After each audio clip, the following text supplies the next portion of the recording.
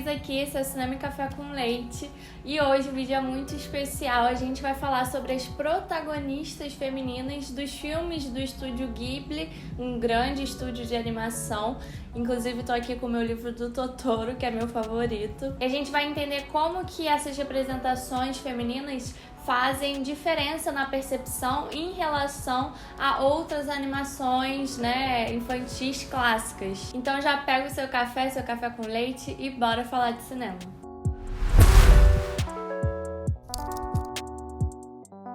Já deixa aquele like e se inscreve no canal que ajuda muito a gente e ajuda também a esse conteúdo chegar a mais pessoas. Antes de tudo, a gente precisa falar sobre o que é o Estúdio Ghibli, como ele surgiu e como que ele se tornou tão relevante. A companhia surgiu em 1985 lá em Tóquio, no Japão, pelo Toshio Suzuki, o Yasuyoshi Tokuma, o Isao Takahata e pelo Hayao Miyazaki, provavelmente o nome mais conhecido, O Miyazaki ficou mais famoso justamente por ter criado as histórias que mais ficaram conhecidas mundialmente e é exatamente delas que a gente vai falar hoje. Desde o início, o Estúdio Ghibli já estava bem à frente do seu tempo em relação às personagens femininas. Não só elas eram protagonistas na maioria dos filmes, já que 16 de 23 desses filmes têm protagonistas mulheres, meninas, como também elas tinham características que se diferenciavam bastante das animações americanas que mais atingiam e atingem o público. Pegando a Disney como exemplo, já que é, se não a maior, uma das maiores, ela sempre nos apresentou filmes onde a gente via uma princesa que tinha uma vida conturbada, daí aparecia um príncipe e o problema era solucionado. E sim, ultimamente a Disney vem tentando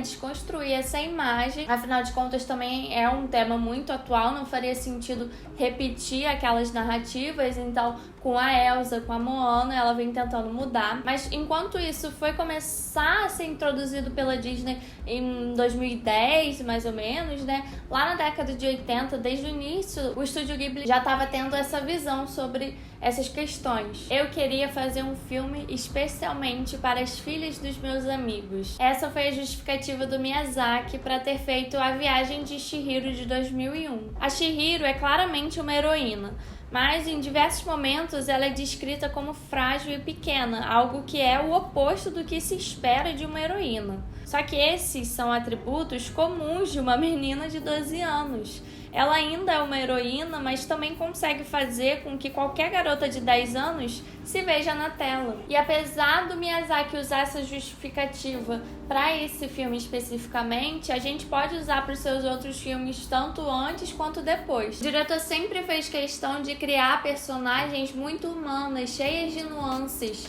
com defeitos, com emoções e problemas com os quais a gente pode se relacionar. Em nenhum momento elas são colocadas como perfeitas, elas choram, se desesperam, enfim, passam por situações e tá tudo bem, não tem nenhum problema nisso. A Chihiro, por exemplo, tá presa num mundo cheio de espíritos, longe dos pais que viraram porcos. Como não se desesperar? Como sempre fazer as escolhas certas sob tanta pressão? Essa escolha narrativa nos afasta daquela percepção de um ideal de feminilidade perfeita e nos traz uma humanização dessa existência feminina. Isso nos leva ao fato de que nos filmes do Miyazaki, o bem e o mal estão sempre misturados. Enquanto nas narrativas clássicas a gente já sabe quem é bom, quem é ruim, para quem a gente deve torcer, quem a gente deve odiar, aqui nos filmes do Estúdio Ghibli ninguém é 100% bom ou 100% ruim, assim como na vida real, A Yubaba, em A Viagem de Chihiro, é extremamente mesquinha com os funcionários da casa de banho, porém ela ainda é uma mãe extremamente devota ao seu filho e se esforça para fazer tudo no seu negócio funcionar. A mãe da Shizuko, em Sussurros do Coração, é pouco presente em casa e na vida das filhas, mas o motivo disso é porque ela tá fazendo a sua tese de mestrado para depois começar a trabalhar. Fora em todos os momentos que as filhas demonstram que querem ser independentes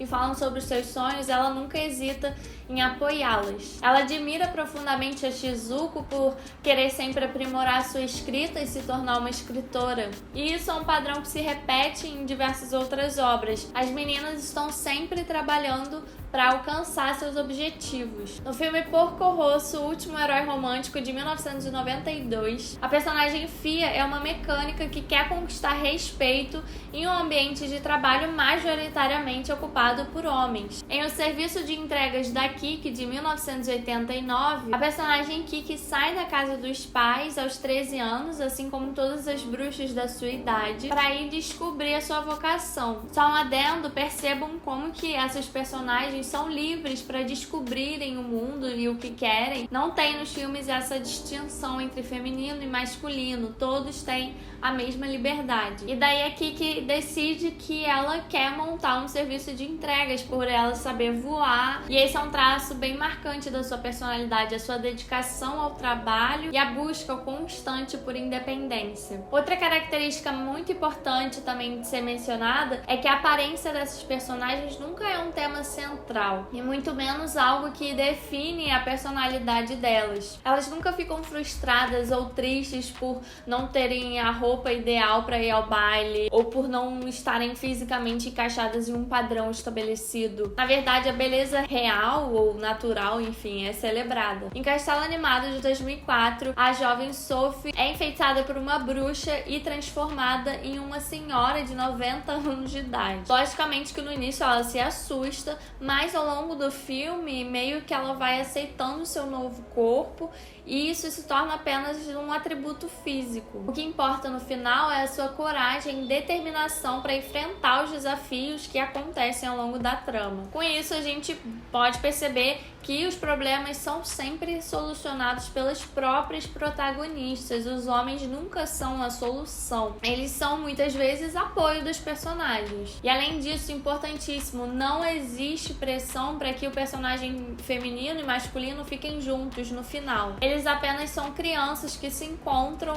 e estão ali num relacionamento de amizade, porque achar um par não é a motivação da protagonista. São sim filmes fantasiosos e cheios de magia, porém são muitas camadas e profundidade dentro das narrativas que afetam lá o nosso inconsciente. A forma que as meninas e as mulheres são retratadas na mídia, nas histórias audiovisuais, influenciam totalmente o nosso jeito de agir e de pensar e, consequentemente, formam a sociedade e o modo que nós somos vistas por essa sociedade. Eu falei lá no início sobre como a Chihiro é uma jovem comum, com características humanas, e isso é mais significativo do que parece. Porque quando a gente vê mulheres sendo representadas como heroínas, muitas vezes o poder delas surge quando elas começam a ter características tradicionalmente atreladas à masculinidade. Então, quando ela passa a ser mais agressiva e mais forte do que era antes, por exemplo. E quando a gente vê mulheres que são heroínas por fazerem o que elas acreditam ou por serem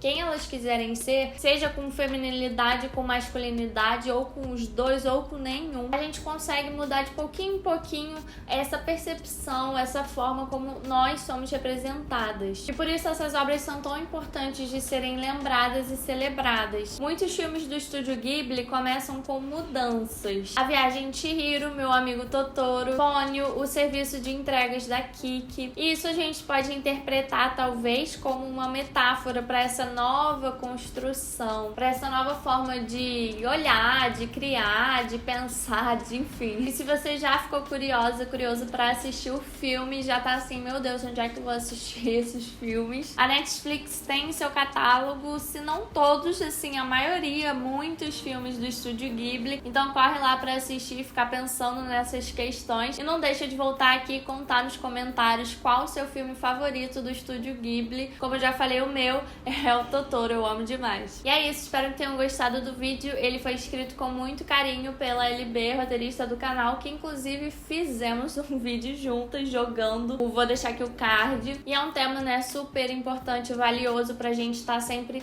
se questionando e pensando em desconstruir, não ficar acostumado com regras e padrões estabelecidos. É isso, um beijo e até o próximo vídeo.